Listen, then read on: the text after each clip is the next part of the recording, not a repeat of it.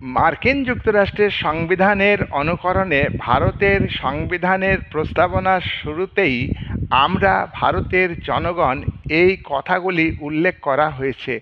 প্রস্তাবনার শুরুতেই বলা হয়েছে আমরা ভারতের জনগণ। ভারতের জনগণই হলো সংবিধানের মূল শক্তি। ভারতের সার্বভৌম ক্ষমতা উৎস হলো জনগণ। ভারত যে সার্বভৌম রাষ্ট্র, তার মূল ভিত্তি হলো জনগণ।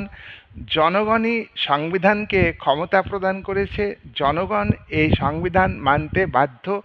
সুপ্রিম কোর্টের মতে সংবিধান কর্তৃত্ব করার ক্ষমতা পেয়েছে জনগণের কাছ থেকে।